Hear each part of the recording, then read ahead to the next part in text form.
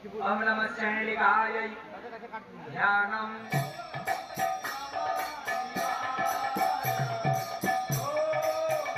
शुभं करोति कल्याणं आरोग्यं पुष्टिवर्धनं आत्मतत्त्वप्रबोधाय ज्योतिर्दीप नमस्ते।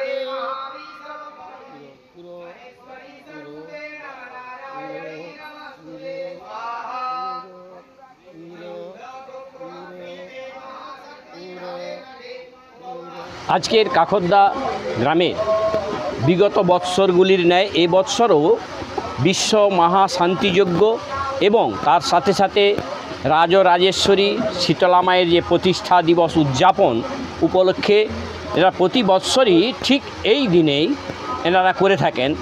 এটা হয়ে থাকে কাকদ্দার গ্রামবাসীদের সহযোগিতায় এবং এখানকার স্থানীয় যে ব্রাহ্মণ পল্লী আছেন এই ব্রাহ্মণ পল্লীর আবাল বৃদ্ধ বনিতারা তারা সকলে ঐকান্তিক প্রচেষ্টা নিয়ে তারা এই কর্মটিকে সাফল্যমণ্ডিত করার জন্য তারা উঠে পড়ে লেগেছেন। এই যজ্ঞটা শুধু যে কেবল তাদের স্বার্থের জন্য নয়, এই যজ্ঞ আমরা যেহেতু জেনে থাকি যে গীতাতে একটা শ্লোক আছে যে অন্নাদ ভবন্তি ভূতানি পর্জন্যাদ দন্ন সম্ভব যজ্ঞাদ ভবতি পর্জন্য যজ্ঞ কর্ম সমুদ্ভব।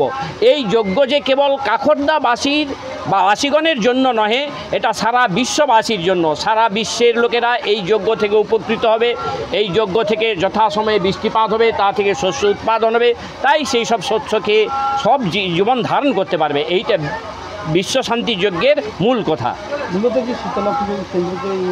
মূলত শীতলা পূজা কেন্দ্র করে অবশ্যই শীতলা মায়ের প্রতিষ্ঠা দিবস, সেই প্রতিষ্ঠা দিবস উপলক্ষে এনারা তার সঙ্গে সংযোজন করেছেন এই বিশ্ব মহাশান্তি যজ্ঞে।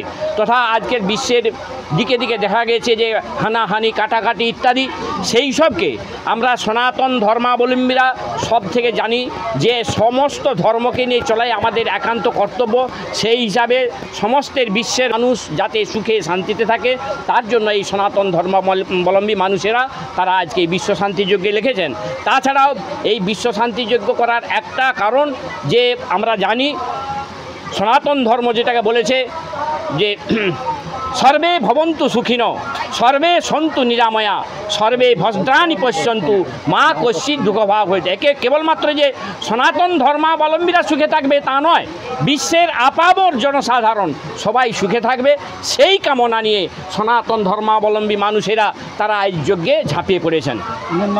আমার নাম শ্রী কিশোরীচরণ মিশ্র। পুজো 3 দিন ব্যাপী আজকের অনুষ্ঠান।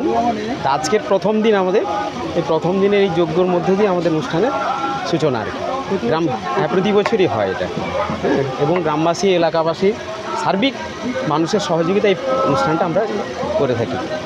এবং সাধারণ মানুষের জন্য খিচুড়ি প্রসাদের ব্যবস্থা আজকে খিচুড়ি প্রসাদ এবং আগামী বুধবার মানে লাস্ট দিন আমাদের মহা উৎসবের মধ্য দিয়ে অনুষ্ঠান সমাপ্তি হবে। নরনারায়ণ সেবা দিয়ে শেষ হবে। 10-12 হাজার লোকের সমাগম হবে এবং তাদেরকে প্রসাদ দিয়ে আমাদের কাজ সমাপ্ত হবে অনুষ্ঠান। আমার নাম রতন দাস, এই গ্রামেই বাড়ি।